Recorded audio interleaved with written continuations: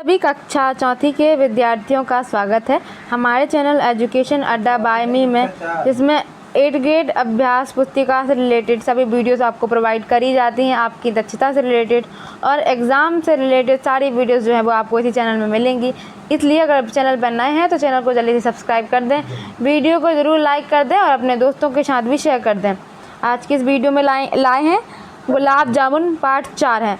इसके पहले के जो पार्ट हैं 1, 2, 3 जो कि एक ही वीडियो में हमने अपलोड किया है। अगर आप वो वीडियो देखना चाहते हैं तो हमारे चैनल में जाके देख सकते हैं। आज है पार्ट 4 गुलाब जामुन। फिर है बहुविकल्पी प्रश्न पहला, किसी फल एवं फूल के नाम को जोड़कर बनी वाली मिठाई कौन सी है? तो फल का नाम है जामुन और फूल का नाम है गुलाब, तो ये बनता है गुलाब जामुन।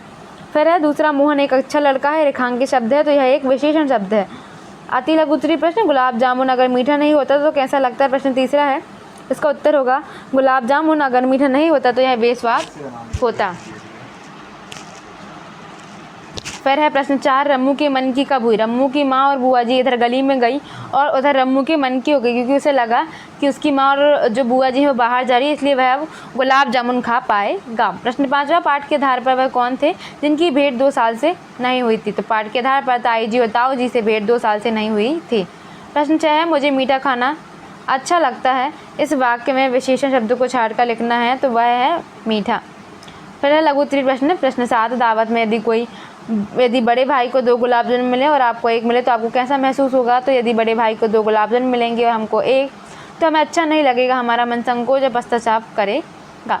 प्रश्न 8, घरों में मिठाई या पकवान कब बनाए जाते हैं? तो उत्तर, हमारे घर मिठाई या पकवान त्योहारों में और रिश्तेदारों के आने की खुशी में बनाए जाते हैं। प्रश्न 9, रम्मू की जगह अगर आप होते तो क्या करते? तो रम्मू की जगह अगर हम होते तो हमें भी मिठाई प्रिय होती, हम भी रम्मू के जैसे सबका सम्मान करते और रम्मू के जैसे हम भी हार नहीं मानते। प्रश्न 10, आपके घर में त्योहारों पर कौन कौन सी मिठाइयाँ बनाई जाती है? तो हमारे घर में त्योहारों पर निम्नलिखित मिठाइयाँ बनाई जाती है। पहला गुलाब जामुन, दूसरा पेड़ा, तीसरा गुजिया, चौथा रसगुल्ला, 5वां बर्फी और 6वां लड्डू आदि। दी उत्तरी प्रश्न 11, गुलाब जामुन कहानी के किस पात्र से आप प्रभावित हुए और क्यों? तो गुलाब जामुन कहानी में रम्मू से हम अधिक प्रभावित हुए, क्योंकि वह रम्मू कभी ना हार मानने वाला है, वाली नहीं होगा, यहाँ पे वाला है।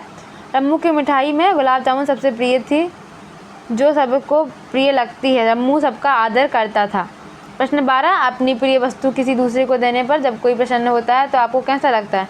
हमारी प्रिय वस्तु किसी दूसरे को देकर अच्छा लगता है, क्योंकि वस्तु को पाकर जब वह खुश होता है तो हम अच्छा लगता है। हमारे द्वारा दी गई वस्तु से उसके मन की शांति एवं खुशी देखकर हमें बहुत अच्छा लगता है। मुझे लगता है कि दूसरों की खुशी में ही अपनी खुशी है। प्रश्न है फिर है पार्ट 5, समय बड़ा अनमोल। प्रश्न 1, जीवन में सबसे अनमोल क्या है? तो सबसे अनमोल है समय। ऑप्शन ए जो है करेक्ट है। राधा गीता में मोहन उदाहरण है, तो ये सब व्यक्तिवाचक संज्ञा के उदाहरण है। Option B. प्रश्न 3, बच्चे बगीचे में किस दिन बैठे थे? तो बच्चे बगीचे में रविवार के दिन बैठे थे। प्रश्न 4, कक्षा में कौन पिछड़ जाते हैं? तो उत्तर, जो इधर उधर घूमकर समय नष्ट कर देते हैं वे कक्षा में पिछड़ जाते हैं। प्रश्न 5, पूर्व दिशा से उगकर पश्चिम में कौन दिशा में जो है वो सूर्य है वो डूब जाता है। दिए गए वाक्यांश के लिए एक शब्द बनाना है।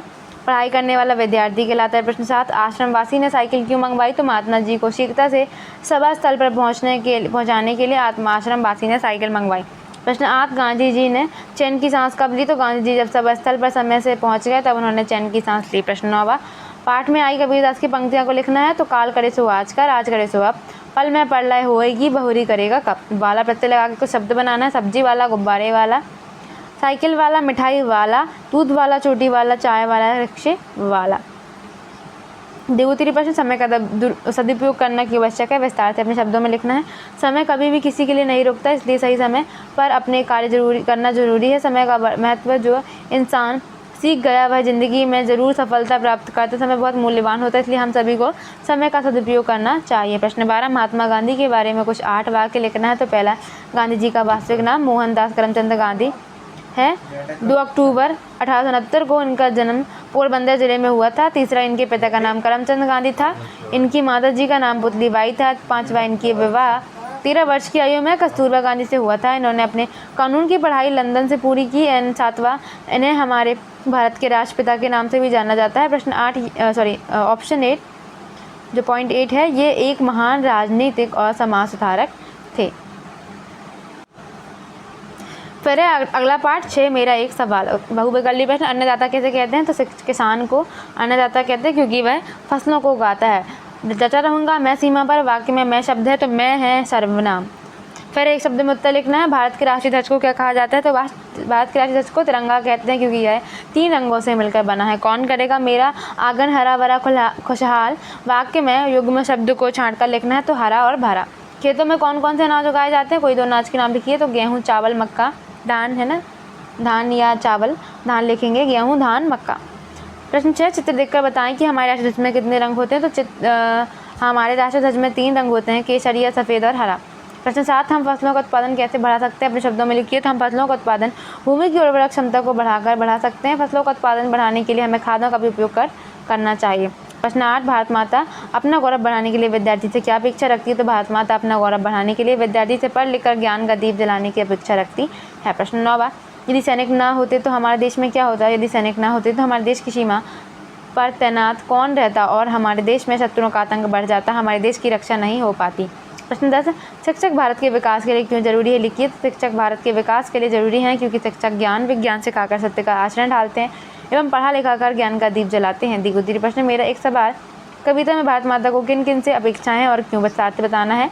तो मेरा एक सवाल। कविता में भारत माता को किसान, सैनिक, मजदूर, विद्यार्थी एवं शिक्षक से अपेक्षाएं हैं क्योंकि किसान खेतों में अन्न उगाता है, सैनिक देश की रक्षा करता है, विद्यार्थी जो है वो पढ़ लिख कर ज्ञान का दीप जलाता है, मजदूर खेतों में मेहनत कर उत्पादन करता है।